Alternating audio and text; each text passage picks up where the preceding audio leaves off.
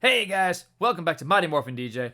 I'm DJ, and spoiler alert is in effect. Today we're talking about Mighty Morphin Power Rangers, once and always, the spoiler review.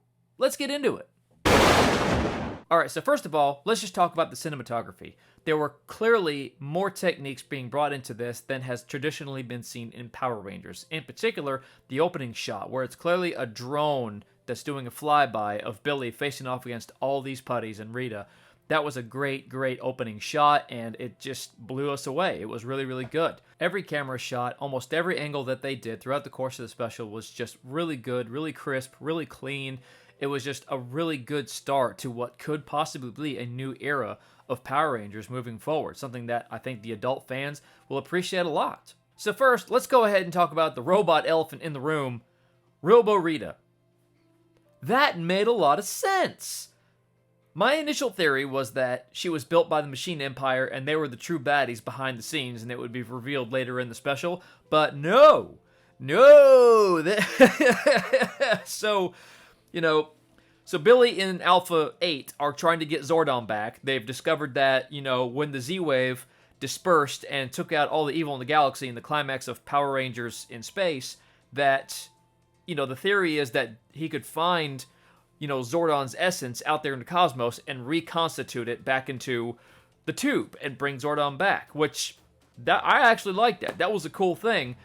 And then in the process of trying to do that, he actually ends up reconstituting what's left of Rita Repulsa, all her evil energy that was dispersed out of her body when she was made human at the end of In Space.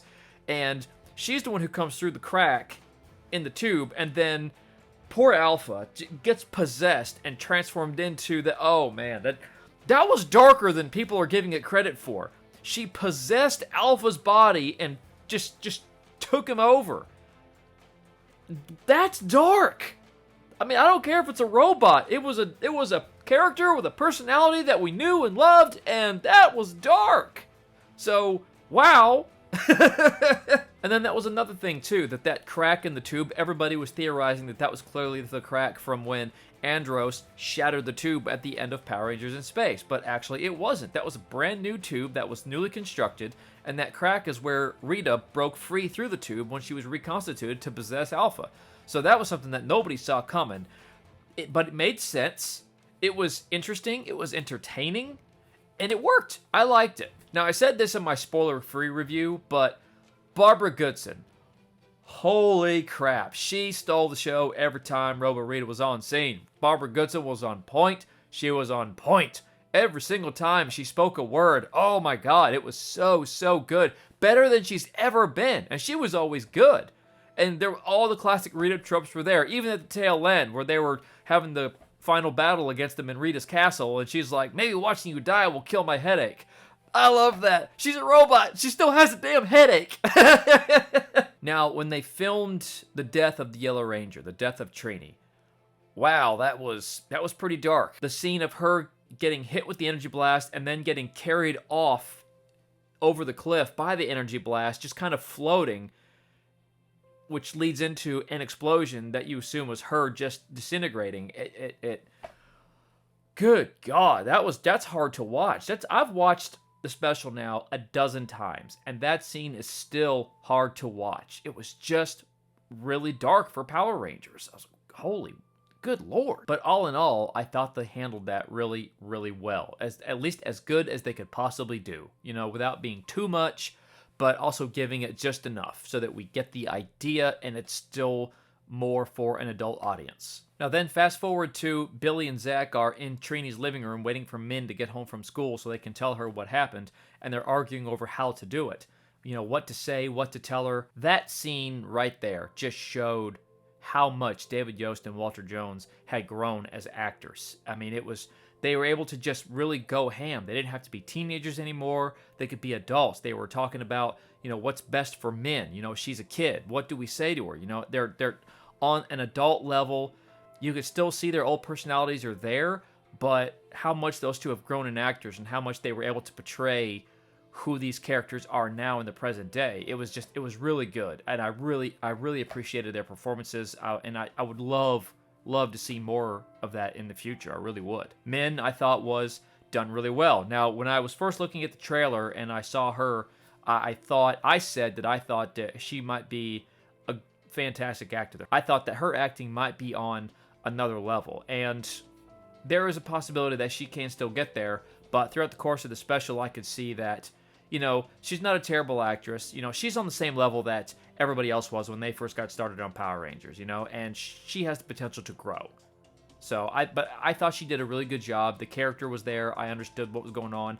When she really had to nail certain emotional levels, I think she did. So I thought that Charlie Kirsch did a good job. I was pleased with her. Speaking of Min, I really did like her character arc because she went from, she just found out that her mom died. Fast forward a year later, she's been training in martial arts, so preparing for the day where she would encounter Rita and she could take her down herself. She was on a mission of revenge, which that's natural. All of us would want that. But she also feels that it's her turn to be a ranger. It's her turn to carry on Trini's legacy, her mom's legacy. But it doesn't work. She uses the morpher twice. She can't get it to morph. She doesn't understand why it won't work. And it takes Zach to let her know that, hey, and he doesn't necessarily say it's not going to let you morph because you're trying to do it for the wrong reasons, but it's implied. And then at the end, when she takes the blast for Billy, and then the morpher infuses her with the energy, and that shows that she's come full circle. She now understands what it really means to be a ranger, and now it's going to let her morph, and then she got to be a ranger and join the team. I like that whole arc start to finish. I didn't necessarily like the scenes where she tried to morph and it wouldn't work. Not that I didn't like that they tried to do that. I did like that they had that in there. I just didn't like the execution because they made it kind of funny and humorous. They tried to make it, and that kind of humor didn't land with me. But from a storytelling perspective, I did appreciate that.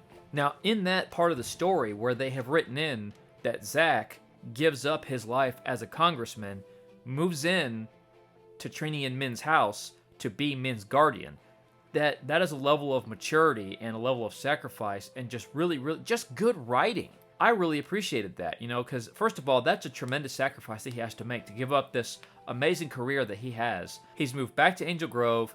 He's moved in with Min so that she can stay in her house and have a familiar environment and not have to go live in some foster situation.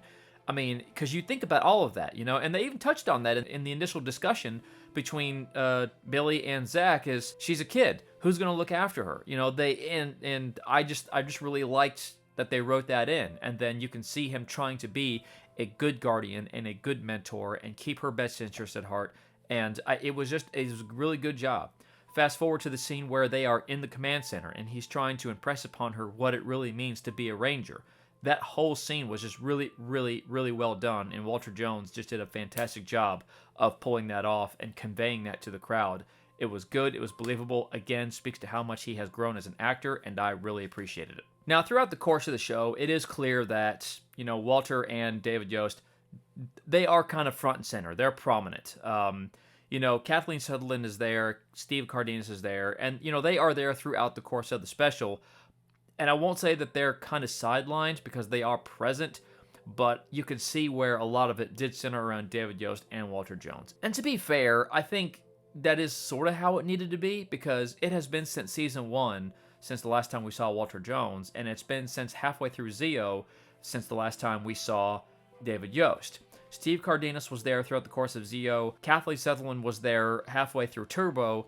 So, we have seen them, and they have both cropped up again in one special here or there throughout the course of the show. They were both present in Dimensions in Danger, so, they were, even though they didn't really get to do much, no speaking parts really, so I would like to have seen them have more to do, but they gave us something without having to focus on it too much. Like, we see that, Kat is a mom. Her and Tommy are married. They have JJ. She's, involved in JJ's life. She was helping out at a karate camp, which kind of gives us an insight on what's going on in JJ's life. So we do get to see kind of where she's at in her life, even though it's just a quick moment of dialogue. And then, without saying it, we can see that from the gear he teleports in with, Steve Cardenas, Rocky, is a firefighter, or at the very least, a volunteer firefighter. So I do like that, so they did kind of show us where they are at in their lives without having to delve too deep in it. So they gave us a little bit of character growth, or at least character progression from where they've been since the last time we saw them, but I still would like to have seen them do a little bit more on screen. You know, it would have been nice. Of course, that doesn't compare to the minuscule bits we got from Johnny Young Bosch and Karen Ashley, who I really like them as Rangers. I really did, especially Johnny Young Bosch. She's like one of my top 5 favorite Power Rangers of all time. And they got Jack Squat. Do you remember how Captain Phasma did Jack Squat in The Force Awakens? Well, that's pretty much what they got to do. In fact, they got to do less than that, and I was disappointed.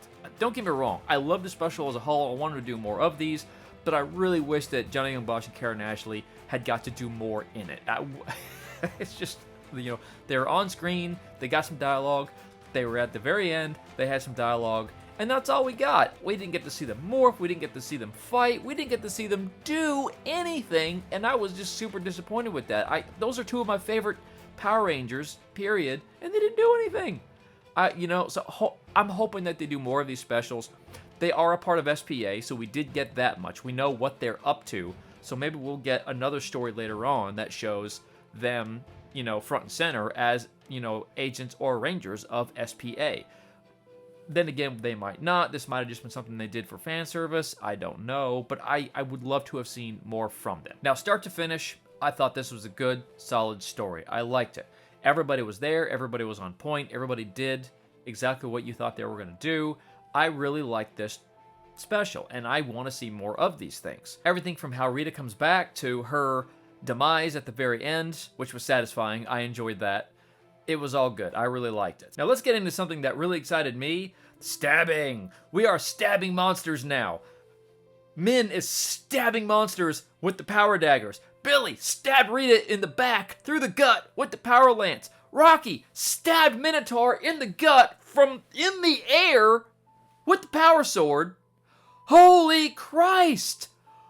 Oh, that was so cool. That was so badass. And they did it. Power Rangers let them do it. Wow! Hey guys, before we get into the rest of the video, I have a question for you. Do you like my content? Do you want to see more of it? Are you just a fan of the Power Rangers in general? If you said yes to any of these, then I have a small request. Please like the video, subscribe to the channel, and click that notification bell to receive notifications of future videos. And now, on with the video. So now I'm going to stop harking about the story and the actors and all that fun stuff, and let's just kind of get into some of the visuals and some of the techniques that they used. So first of all, teleportation looks fantastic. Loved it. I knew it was going to look good the first time I saw it. I was like, yes, that's good. I really like that. The new command center, everything about it. The exterior, the interior, I absolutely love the way it looked. I was like, yes, that's a new, modern command center, and I absolutely love it. I'd love to be at the headquarters of a new season of Power Rangers. It just looked really, really good. The monster suits for Minotaur and Snizzard. Maybe it's just because it's HD quality film versus, you know, the film that they were been using for the past, I don't know. But they didn't look as much like rubber monsters. They looked good. Maybe they had more range of motion. Maybe it was just the fact that the voiceovers were done better. I don't know. But something about those suits just looked better. They were still rubber suits, but they still looked more like legit dangerous monsters than what we had seen in the past. And that can be attributed to a lot of things, but they did look, that's the best I've seen monsters look in a long time, because they weren't so over the top, but they looked, it was enough. Rita's Bandora Palace on the moon. Now, on the outside, CGI. You know, it was okay. It looked fine. You know, it was what it was. On the inside, it looked good. You know, they kept it dark. We only saw 1 or 2 rooms. We got the balcony. You know, that was fine. It looked good. I think if they could expand on it in, you know, later iterations of it, that would be great. But overall, it looked fine. The youth center. I almost forgot about the youth center. We get the whole youth center. We get the bar. We get the gym. We get the yoga mats. We get the entire youth center. It looks fantastic. Ernie gets a shout out at the end of the teaser. You know, Billy and Zach and Min are sitting at a table on the rise above the gym area having smoothies. Classic.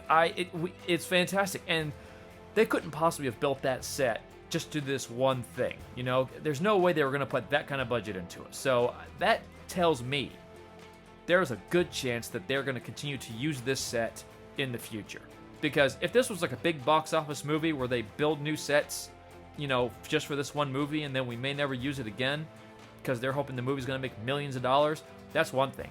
But this was a hour-long special of a kids show that dates back 30 years. A kids show that has always been very, very budget conscious. So I cannot imagine they built this entire set, this entire youth center set, not to mention the entire command center set, without thought of how are we going to use this in the future. I think we're going to see more of it. At least that's my hope. Okay, so here's what everybody's probably waiting to hear me talk about because they're waiting to hear everybody else talk about it. The Zord battle. I don't like it. Because here's the thing. They want to bring the dinosaurs back? Great! I'm all for it. The dinosaurs are my favorite Zords ever. But the CGI just... Oh my god. To me, it didn't look much better than the CGI of the Ninja Megazord in Mighty Morphin Power Rangers, the movie, 1995. Now, I've heard rumors, and I've heard people say online that that CGI of that Zord was actually incomplete, which is why it looked the way it did. And that may very well be the case.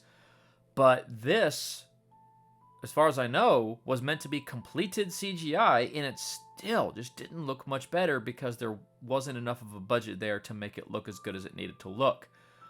I would prefer that they had gone the route of Turbo, a Power Rangers movie, used good camera shots, used a guy in a suit, used another guy in a suit for the monster, and done the Zord fight that way. Because at the very least then, I mean, to me, that just looked so much better. The Zord fight from Turbo, a Power Rangers movie, just looked so much better than the Zord fight in Power Rangers Once and Always.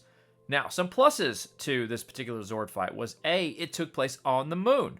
We've never seen a Zord fight on the moon before. I actually really liked that. Now, the teleportation sequence of the Zords getting from Earth to the moon was lame. I'm not taking anything, just visually, it was lame. But the fact that we got a Zord fight on the moon, outside of Rita's palace, I really liked that. I really appreciated that. I just wish that they had just used a guy in a suit and filmed it the same way they did in Turbo, a Power Rangers movie. That would have looked much, much better.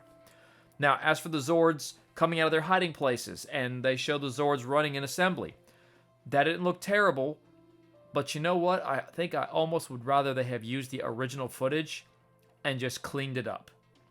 Use the original footage, the original music, the original sound effects of each Zord roaring as it comes out. I think I would rather they had just used that original stock footage, cleaned it up, into HD, just made it look a little better, make little improvements, maybe improve the frame rate, because they are really, really good now at taking old footage and just cleaning it up without altering it in any way, and then repurposing it. I really wish that they had just done that rather than refilming the Zords, because I think that would have looked better.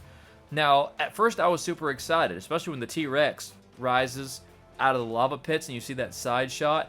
I got super excited when I saw that. But then when I saw it from the front end, to me it just didn't look as good as it did in the 90s. So that's how I feel about that. I would rather they had just cleaned up the original footage and reused it for this. I thought that would have been, I think that would have been a better way to go. Now, the final thing, because I don't want this to go too awful long, the tribute to Trini and Tommy, Twee Train, Jason David Frank, that they did at the very, very end. Really liked it, really appreciated it. It's a shame that we didn't get more tribute for Tommy, Jason David Frank, throughout the course of the special, because this was filmed prior to his passing, and then by the time he passed, it was already filmed and completed. It was too late to really do a whole lot. So this is really the best they could do with the circumstances they were in, so I understand. But I really did like what they did for Trini. Min gets hit with Rita's blast in the palace, she gets knocked out for a minute, and then she opened her eyes, and you see a video tribute to Twee. And it's explained later that it's like Min is experiencing memories of her mom through the morphing grid. I really liked the way they handled that. I really liked it a lot, and I think, honestly, I don't know how they could have done it better. Overall, I thoroughly enjoyed this special. I want to see more stuff like this. I want to see a whole new show. I want to see this spin off into a whole other season of Power Rangers that centers around this, what this has started, and then continue it. I really, really liked it. I mean, they just did a really good job. So guys, I hope you've enjoyed this. This was my spoiler-free review of Power Rangers Once and Always. If you've enjoyed this video, then of course please check out this video right here and tell me what you think of it in the comments below. But in the meantime, this has been Mighty Morphin DJ. I'm DJ, and you know what time it is.